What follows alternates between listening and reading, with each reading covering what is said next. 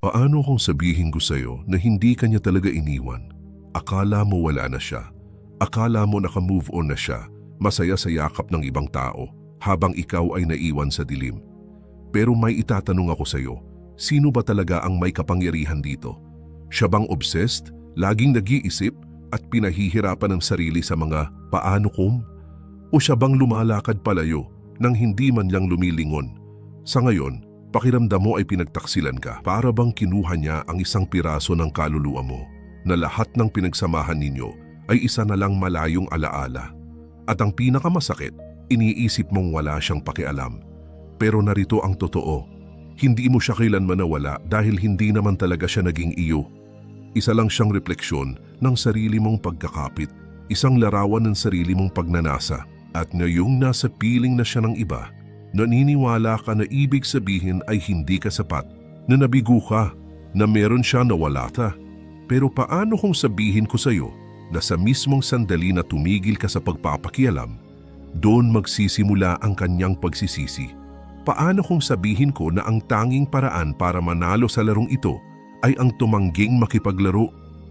Alam mo, ilusyon lang ang sakit. Totoo ang pakiramdam dahil kumbinsido ka na siya ang gantimpala. Siya ang destinasyon. Siya ang premyo, pero kailanman ay hindi iyon ang katotohanan. Ang tunay na gantimpala ay ang taong nagiging ikaw kapag tumigil ka sa paghabol, sa pangangailangan, at nagsimulang mabuhay na para bang ipinanganak kang di madadapuan. Dahil kapag nakabisado mo ang detachment, kapag niyakap mo ang tunay na stoicism, hindi ka na magiging lalaking naghihintay. Ikaw ang lalaking maaalala niya. Ang lalaking nawala sa kanya. Hindi ito tungkol sa kanya, tungkol to sa iyo. At sa oras na matapos tayo rito, hindi mo lang siya bibitawan. Magiging uri ka ng lalaking hindi niya kailanman malilimutan. Isa ang ilusyon ng pagkawala. Bakit siya umalis ay hindi mo iniisip iniwan ka niya o iyon ang pinaniniwalaan mo. Pero paano kung sabihin ko sa iyo na hindi ka niya iniwan? Iniwan niya ang bersyon ng sarili mong hindi na niya kinagigiliwan. Ang totoo, hindi iniiwan ng mga tao ang bagay na tunay nilang pinahahalagahan. Lumalayo lang sila kapag naniniwala silang wala nang bago para tuklasin. Sa mayon, iniisip mong naka-move on siya dahil nakahanap siya ng mas maganda. Isa iyong kasinungalingan. Hindi siya umalis dahil hindi ka sapat. Umalis siya dahil inakala niyang lubusan ka na niyang kilala. Sa sandaling naniwala siyang alam na niya ang lahat tungkol sa iyo. Sa sandaling naramdaman niya ang kasiguraduhan. Iyon ang mismong sandali na namatay ang kanyang kuryosidad. Nakikita mo, ang atraksyon ay hindi tungkol sa pagiging perpekto. Ito ay tungkol sa misteryo. Sa hindi inaasahan, sa pakiramdam na laging may mas malalim pa sa ilalim ng ibabaw. Pero noong ibinigay mo sa kanya ang puso mo, ang kaluluwa mo, ang iyong kahinaan, hindi na niya kailangang magtaka tungkol sa iyo. Nasa kanya ka na, at sa isip niya, ibig sabihin nun ay wala nang dapat habulin.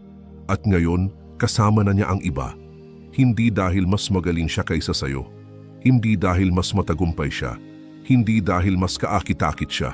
Kundi dahil sa ngayon, siya ay isang hindi kilalang bagay. Pero dito karamihan sa mga lalaki nagkakamali, bumabagsak sila sa sariling pagkawasak. Nagsusumamo, nakikiusap, pilit pinapatunayan ang kanilang halaga. Iniisip na kung ipataalala lang nila sa kanya ang dati nilang pinagsamahan, babalik siya. Pero hindi ganyan gumagana ito.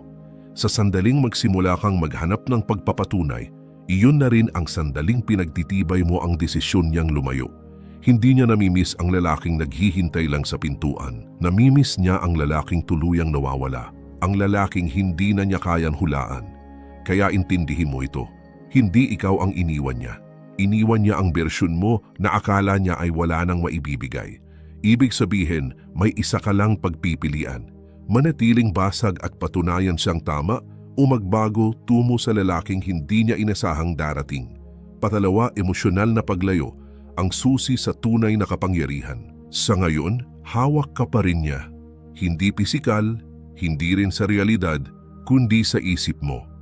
Bawat iniisip mo, bawat gabing walang tulog, bawat beses na tinipingnan mo ang social media niya para lang makita kung masaya ba siya nang wala ka.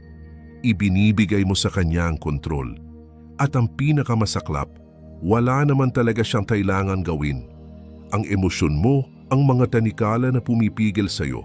At habang hinahayaan mong itong magdikta ng kilos mo, lalo kang humihina. Pero may sasabihin ako, ang kapangyarihan ay nasa lalaking walang nararamdaman. Sa sandaling tumigil ka sa pagre-react, sa sandaling hindi mo na hinahayaan ang presensya niya na gambalain ang kapayapaan mo, iyon ang sandaling mababawi mo ulit ang kontrol. Ito ang pundasyon ng Stoicism. Manatiling hindi natitinag, hayaan ang mundo na gawin ang gusto nito at manatiling payapa, hindi gumagalaw. Sa tingin mo ba ang pinakamalalakas na lalaki sa kasaysayan ay nag-aksaya ng oras sa pag-iyak sa isang babaeng lumayo? Hindi. Alam nila na ang emosyon ay parang bagyo, pansamantala, magulo, at mapanira lamang kung hahayaan mong lamunin ka nito. Inaakala niyang masasaktan ka. Inaakala niyang babagsak ka, magpapakita ng kahinaan. At patutunayan na mas mahalaga siya kaysa sa sarili mo. At sa sandaling gawin mo iyon, tinukumpirma mo ang lahat ng paniniwala niya noong iniwan ka niya. Pero ano ang mangyayari kung hindi ka mag-react? Kapag nakita ka niya bilang lalaking hindi natitinag, hindi desperado, at parang wala man lang pakialam sa pagkawala niya, doon nagbabago ang lahat. Doon nagsisimula siyang magduda kung nagkamali ba siya. Tandaan ito, ang emosyonal na paglayo ay hindi tungkol sa pagpapanggap. Ito ay tungkol sa ganap na pagkontrol sa sarili hanggang sa wala ng panlabas na bagay na kayang yumanig sa pundasyon mo. At kapag narating mo ang antas na yon, hindi lang siya magsisisi na iniwan ka, magiging hindi ka na maaabot. Pangatlo, atraksyon dahil sa kawalang pakialam, sikolohiya ng pagnanasa. Ano ang nangyayari kapag tumigil ka ng mag-alala? Kapag tumigil ka ng mag-check, tumigil kang magtanong, tumigil kang maghintay. Simple lang ang sagot. Magsisimula siyang mapansin dahil wala nang mas makapangyarihan, mas nakakagulantang, mas napaka-addict kaysa sa kawalang pakialam. Sa ngayon, naniniwala pa rin siyang nasa kanya ka. Kahit may iba siya, alam niya sa kaibuturan na kung gugustuhin niyang bumalik, nariyan ka pa rin. Kaya hindi kanya iniisip, kaya hindi kanya hinahabol. Pero sa sandaling maramdaman niya ang pagkawala mo, sa sandaling maisip niyang wala na siyang kontrol sa emosyon mo, doon nagbabago ang lahat. Laging gusto ng tao ang hindi nila makuha. Bahagi ito ng kalikasan. Ang isipan ay nakaprogram para habulin ang unti-unting nawawala, para naisin ang tila hindi abot kamay. At noong desperado ka sa kanya, naging predictable ka, naging ordinaryo. Pero ngayon iba ka na. Isa kang bagay na hindi na niya maintindihan. Hindi ka na nagte-text, hindi ka na nakamasid, hindi ka na nagre-react. At ang katahimikan na iyon, ang kawalan kung saan dati niya kinukuha ang pampapatunay, unti-unti siyang lalamunin. Susubukan ka niya. Baka mag-post siya ng kung ano para makita kung mapapansin mo. Baka bigla ka niyang i-message ng walang kwenta. Isang paraan lang para malaman kung may kapangyarihan pa rin siya sa'yo. At dito karamihan ng mga lalaki pumapalpak, kinakagat nila ang pain. Iniisip nila, ito na ang pagkakataon ko. Sumusagot sila agad, masyadong sabik, at doon agad ding nawawala ang kapangyarihan. Pero hindi ikaw, hindi na ngayon, dahil ang lalaking nakakaunawa sa larong ito ay alam na ang tanging tamang tugon ay walang tugon. Ang kawalang pakialam ang pinakamalakas na gatilyo ng atraksyon. Pinapaisip siya, pinagdududa niya, pinapahabol mo siya, pero mangyayari lang iyon kung sapat ang lakas mo para manahimik, lumayo at maglaho sa isang buhay na napakaganap na para bang wala na siyang lugar doon. Doon siya magsisisi na iniwan ka. Doon siya magsisimulang hanapin ang lalaking naging ikaw. Pang-apat, ang kapangyarihan ng pagkawala. Maging ang lalaking hindi niya malilimutan. Iniisip mong nakalimutan ka na niya. Iniisip mong tuluyan na siyang naka-move on, na wala na siyang pakialam sa ginagawa mo. Pero may sasabihin ako, kailanman hindi tuluyang nakakalimot ang babae sa lalaking nag-iwan ng marka sa kanya. Sa ngayon, hindi siya nakikipag-ugnayan dahil naniniwala siyang hawak ka pa rin niya. Iniisip niya na kung sakali mang magbago ang isip niya, maaari siyang bumalik at nariyan ka pa rin nag-iintay. Pero sa sandaling mapagtanto niyang talagang nawala ka na, natuluyan kang naglaho sa mundo niya nang walang bakas, doon sisimulang pumasok ang pagdududa. Makapangyarihan ang pagkawala. Pinipilit nitong punan ng tao ang mga puwang, mag-isip, magtanong, at ayaw ng isipan ng mga tanong na walang sagot. Sa ngayon, kampante siya sa naging desisyon niya. Pero kapag napansin niyang hindi ka nanonood, hindi ka nagla-like, hindi ka nagre-react, magsisimula siyang magtaka. Bakit hindi siya nagparamdam? Bakit parang napakadali niyang nakamove on? Mali ba ang paghusga ko sa kanya? At ang iisang tanong na iyon, ang maliit na bitak sa kanyang tiwala, iyon lang ang kailangan para umusbong ang pagsisisi. Pero karamihan sa mga lalaki, hindi nila kayang gawin ito. Nagapanik sila, iniisip nila, kapag nawala ako, makakalimutan niya ako. Kaya sila'y nagtatago sa paligid. Nag-iiwan ng bakas, mga likes, komento, mga patagong mensahe, umaasang mapansin sila. Pero iyon ay kahinaan, iyon ay kawalan ng seguridad. Ang mga lalaking tunay na hindi malilimutan ay yaong lubos na naglalaho. Ang mga lumalakad palayo ng may tahimik na kumpiyansa na nag-iiwan ng puwang kung saan dati sila naroon. At ang puwang na iyon, ang kawalan na iyon, yun ang magiging multo sa isip niya. Hindi ito tungkol sa manipulasyon. Ito ay tungkol sa pag-unawa sa kalikasan ng tao. Kailanman, hindi niya pagsisisihan ang pagkawala ng lalaking nakikiusap na manatili sa buhay niya. Pero palagi niyang pagdududahan ang pagkawala ng lalaking naglaho ng walang pag-aalinlangan. Iyan ang lalaking hindi niya kayang palitan. Iyan ang lalaking laging ang iisipin. Panglima, pagmaster ng emosyonal na pagkontrol, matatag na katatagan. Karamihan sa mga lalaki, hinahayaan nilang sirain sila ng emosyon, hinahayaan nilang lamunin ng pagkawasak ang kanilang isipan, idikta ang kanilang mga kilos at gawing mahina at desperadong bersyon ng kanilang sarili. Pero ang lalaking nakakaunawa ng kontrol sa emosyon, siya ang nagiging hindi mapipigilan. Dahil ang totoo, hindi kalaban ang emosyon. Ang reaksyon mo sa mga ito ang kalaban. Ang sakit ay hindi maiiwasan, pero ang pagdurusa, pagpipilian yon. At sa ngayon, dalawa lang ang pagpipilian mo. Hayaan mong kontrolin ka ng emosyon mo o matutong kontrolin sila. Inaasahan niyang magiging mahina ka na mababasag, hahabol, hihingi ng closure at patutunayan ang halaga mo. At sa sandaling gawin mo iyon, pinagtitibay mo ang desisyon niyang lumayo. Pero ano ang mangyayari kung wala siyang makita? Walang galit, walang lungkot, walang desperadong pagsubok na ibalik siya, kundi katahimikan, fokus. Isang lalaking tumatangging mabasag ng isang bagay na pansamantala lang tulad ng pagkawala niya. Doon siya magsisimulang magtanong ng lahat. Dahil ang kakayahang manatiling hindi natitinag, iyan ang tanda ng lalaking hindi mapapalitan. Nahihikayat ang mga babae sa lakas, hindi lang pisikal, kundi emosyonal. Ang lalaking nananatiling kalmado sa gitna ng presyon, kayang tanggapin ang pagkatalo at magpatuloy, hindi guguho sa unang palatandaan ng pagtanggi. Iyan ang lalaking may autoridad at respeto. At mas makapangyarihan ang respeto kaysa sa pag-ibig. Dahil ang pag-ibig ay lumilipas pero ang respeto nanatili. Iyan ang dahilan kung bakit siya magdadalawang isip kapag nakita kanyang umuunlad nang wala siya. Iyan ang magpaparegret sa kanya na naisip niyang isa ka lang sa karaniwan.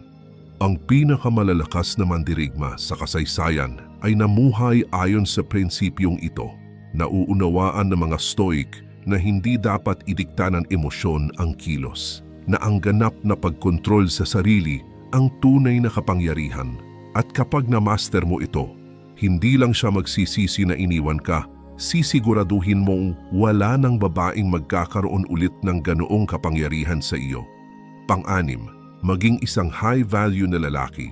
Nagsisimula ang pagbabago sa ngayon. Pakiramdam mo ay may kinuha siya sa iyo, ang kumpiyansa mo, ang pakiramdam ng sariling halaga. Marahil maging ang layunin mo, pero ito ang katotohanan. Walang sino mang makakakuha ng bagay na ikaw mismo ang bumuo. At kung iniwan ka niya, iisa lamang ibig sabihin noon. Oras na para magbago pa. Alam mo, karamihan sa mga lalaki, nakapoon sa pagbabalik niya. Pero ang high value na lalaki, nakatuon siya sa pagbabalik ng sarili niya. At iyan ang kaibahan ng mga nananatiling basag at ng mga muling bumabangon. Hindi ito tungkol sa pagpapatunay ng kahit ano sa kanya. Ito ay tungkol sa pagtiyak na sa susunod na marinig niya ang pangalan mo, ang tanging mararamdaman niya ay pagsisisi.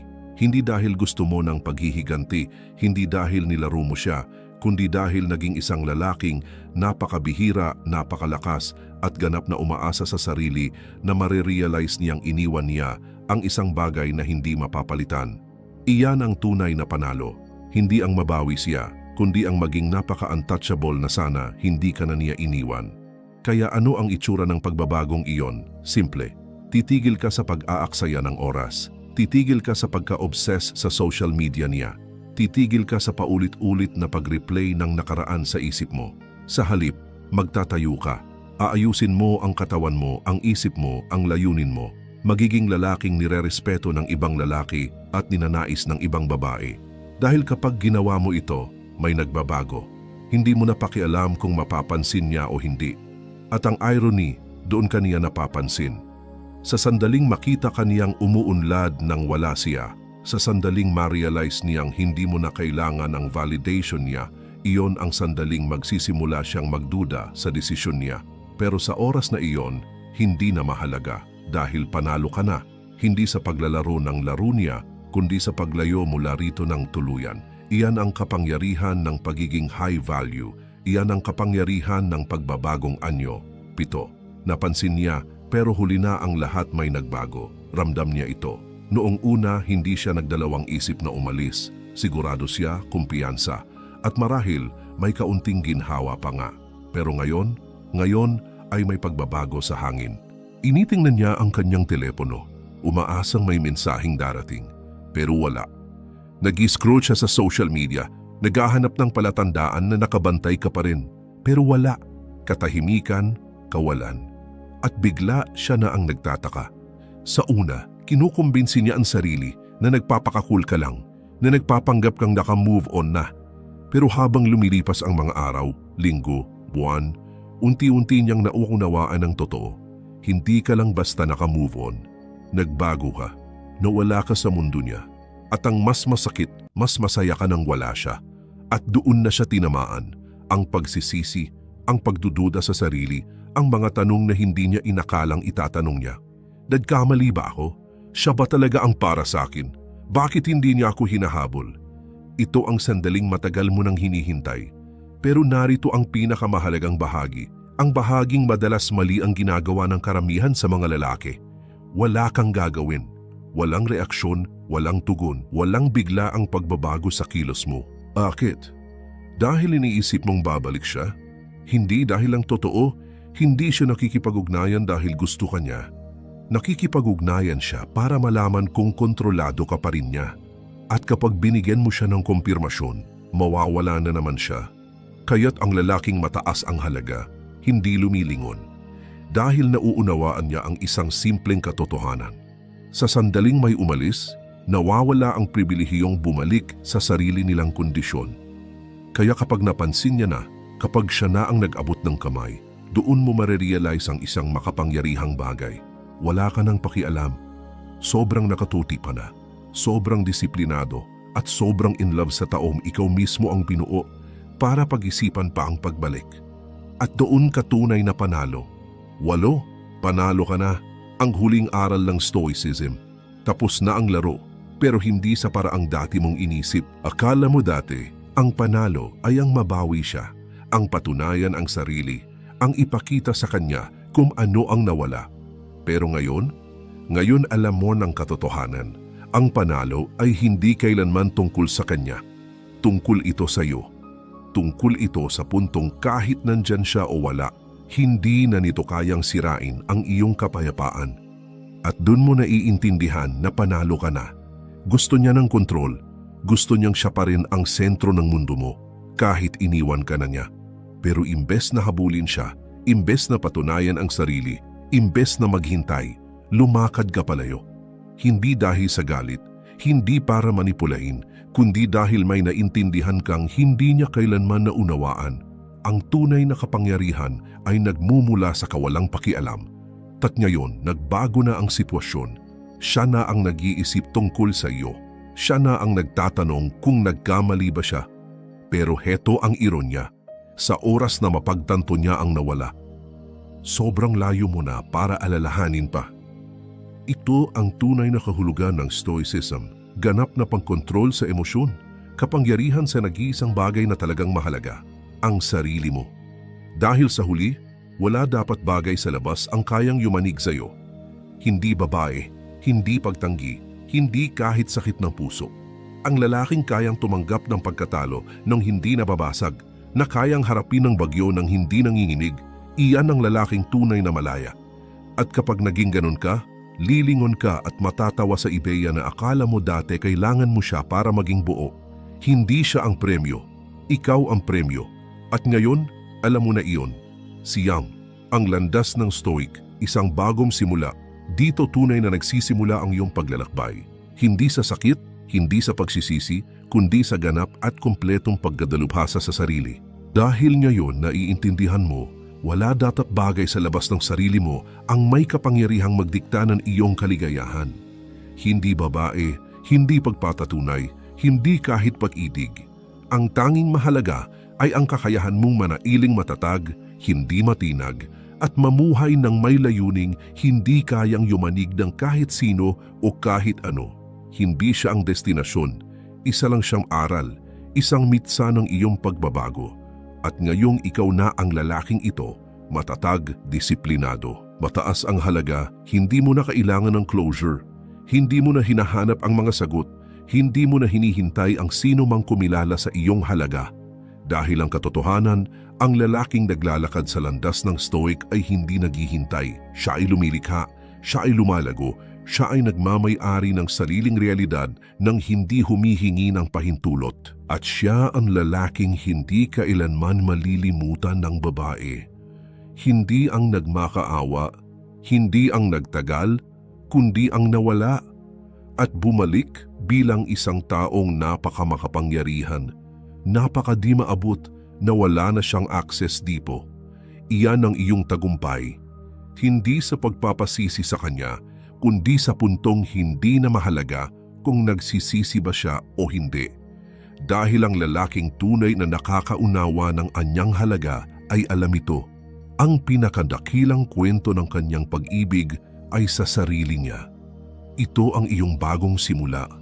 Dito ka babangon. Dito mo iiwan ang nakaraan at sasalubungin ang iyong pinakamataas na potensyal. Nakarating ka sa dulo at kung nandito ka pa rin, ibig sabihin may nagbago sa loob mo. Hindi ka na basta lalaking may nawala, isa ka ng lalaking natagpuan ang sarili. Ito ang landas ng Stoic. Landas ng pagkadalubhasa sa sarili, disiplina at ganap na kontrol sa emosyon. Dahil sa huli, ang pinakamalalakas na lalaki ay hindi ang mga humahabol. Sila ang mga lumalakad palayo nang hindi lumilingon. Kung tumimo ito sa iyo, huwag tumigil dito. Patuloy kang mangtayo, patuloy kang lumago. Patuloy mong itulak ang sarili mo patungo sa lalaking itinadhana mong maging. Manatiling matatag, manatiling stoic,